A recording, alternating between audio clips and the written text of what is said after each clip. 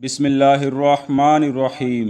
تاریخ کی مظلوم ترین شخصیتوں میں امیر المومنین حضرت عثمان غنی رضی اللہ تعالی عنہ کا نام سر فہرست ہے، جن کو بے شمار ذاتی و صفاتی کمالات کے باوجود پامال اور جھوٹی روایات کا سہارا لے کر مطعون کیا گیا، اور ایک مظلوم شہید اور ذوالنورین صحابی رسول صلی اللہ علیہ وسلم کے بے داغ و قابل تقلید کردار کو مجروح کر کے سادہ لوح مسلمانوں کو اپنے جلیل القدر اسلاف سے برگشتہ کرنے کا سامان فراہم کیا گیا۔ حضرت عثمان غنی پر سبائیوں کی طرف سے وقتاً فوقتاً کیے جانے والے تمام مطاعن کو ماضی قریب کے ایک نامور محقق اور فکر نو کے بانی نے کمال نادانی کا مظاہرہ کرتے ہوئے اپنی پسندیدہ کتابوں کے حوالے سے جو خلیفۃ الاسلام کے کردار پر جسارت کی ہے، اسے بعض لوگ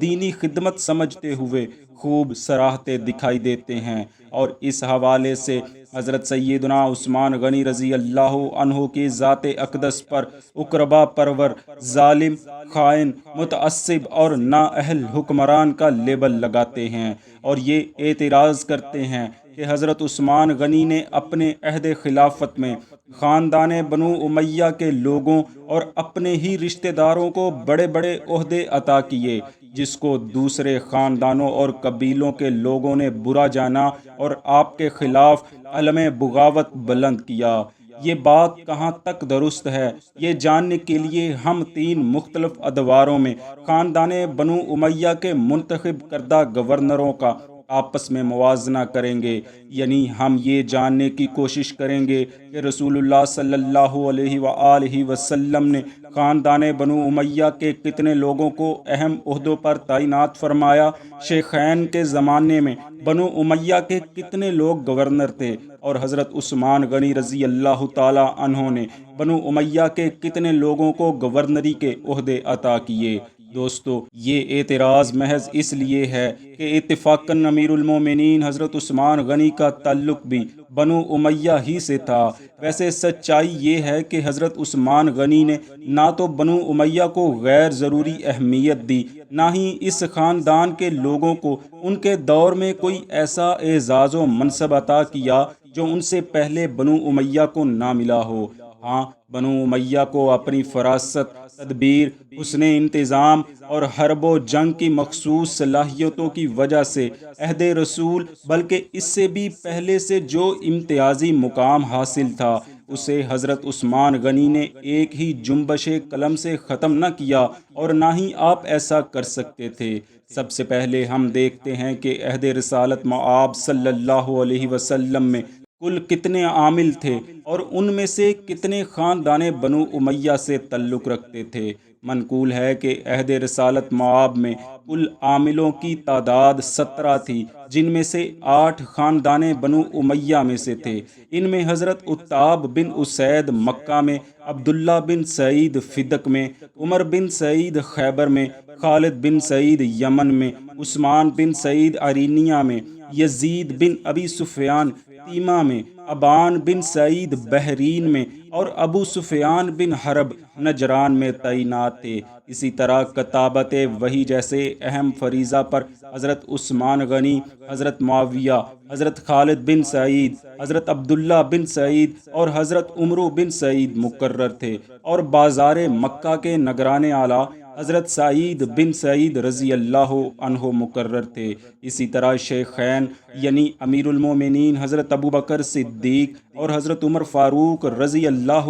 عنہم کے ادوار میں بھی خاندان بنو امیہ کے باصلاحیت افراد اہم عہدوں پر تعینات تھے۔ چنانچہ مملکت کے کل 21 بڑے عہدیداروں میں سے 7 بڑے عہدیدار اموی خاندان میں سے تھے، جن میں حضرت خالد بن سعید افواج کے افسر تھے، حضرت معاویہ بن ابی سفیان گورنر شام تھے، یزید بن ابی سفیان گورنر دمشق، ابان بن سعید گورنر یمن، عتاب بن اسید گورنر مکہ، ولید بن عقبہ گورنر عرب الجزیرہ، اور عتبہ بن ابی سفیان عامل صدقات مقرر تھے۔ اب ہم عہد رسالت مآب صلی اللہ علیہ وآلہ وسلم اور عہد شیخین کو مد نظر رکھتے ہوئے یہ دیکھتے ہیں کہ امیر المومنین حضرت عثمان رضی اللہ عنہ نے اپنے دور خلافت میں کتنے اموی خاندان سے تعلق رکھنے والے افراد کو اعلیٰ عہدوں پر تعینات کیا۔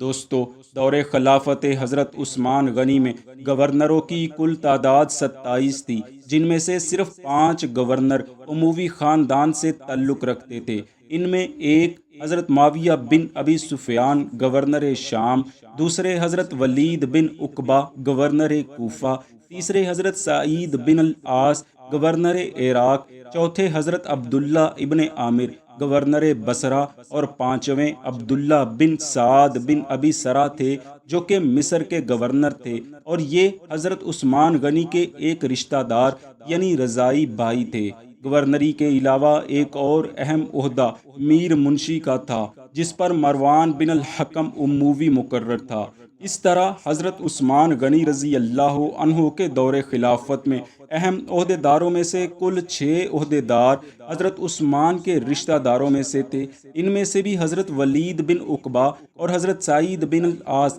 خلافت عثمانی ہی میں معزول کر دیے گئے تھے۔ اب ذرا مندرجہ بالا تفصیلات کو سامنے رکھیں اور خود ہی فیصلہ کریں کہ حضرت عثمان غنی رضی اللہ عنہ پر عائد کیے جانے والے اس الزام میں کتنی سچائی ہے کہ انہوں نے اپنے خاندان بنو امیہ کے لوگوں کو بڑے بڑے عہدے عطا کر دیے تھے، جبکہ حقیقت یہ ہے کہ عہد رسالت مآب کے 17 گورنروں میں سے 8 بنی امیہ کے تھے اور بقیہ 9 دوسرے خاندانوں کے۔ اس کے مقابلے میں عہد خلافت عثمانی کے 27 گورنروں میں سے صرف 4 یا زیادہ سے زیادہ 5 خلیفہ کے خاندان کے تھے، اور بقیہ 23 یا 22 ان کے خاندان سے تھے اور نہ ہی رشتہ داروں میں سے۔ اسی طرح حضرات شیخین کے 21 بڑے عہدیداروں میں سے 7 بنو امیہ میں سے تھے، جبکہ حضرت عثمان غنی رضی اللہ عنہ کے عہد خلافت کے کم از کم 34 اہم عہدیداروں میں سے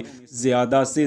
صرف 6 عہدیدار ان کے خاندان کے تھے۔ اس طرح یہ حقیقت کھل کر سامنے آ جاتی ہے کہ حضرت امیر المومنین عثمان غنی رضی اللہ عنہ کے عہد خلافت میں عہد رسالت مآب اور عہد خلافت ابو بکر و عمر کے مقابلے میں خاندان بنو امیہ کے عہدیداروں کا تناسب ہر طرح گھٹا ہے، بڑا نہیں۔ اس کے باوجود حضرت عثمان پر اقربا پروری کا الزام عائد کرتے ہوئے یہ کہنا کہ انہوں نے اپنے عہد خلافت میں اپنے خاندان بنو امیہ کے لوگوں کو بڑے بڑے عہدے عطا کیے، جس کو دوسرے خاندانوں اور قبیلوں کے لوگ تلخی کے ساتھ محسوس کرنے لگے، کیا یہ قرین انصاف ہے؟ ہرگز نہیں۔ لہٰذا ایسی بے بنیاد اور من گڑت باتیں صرف اور صرف خلیفۃ المسلمین حضرت سیدنا عثمان غنی رضی اللہ عنہ کے کردار کو مجروح کرنے کے لیے گھڑی گئی ہیں، جن کا حقیقت سے دور دور کا بھی تعلق یا واسطہ نہیں ہے۔ دعا ہے رب ذوالجلال ہمیں دین اسلام کی صحیح سمجھ بوجھ عطا فرمائے اور تمام صحابہ کرام کی عزت و توقیر کرتے رہنے کی توفیق عطا فرمائے، آمین۔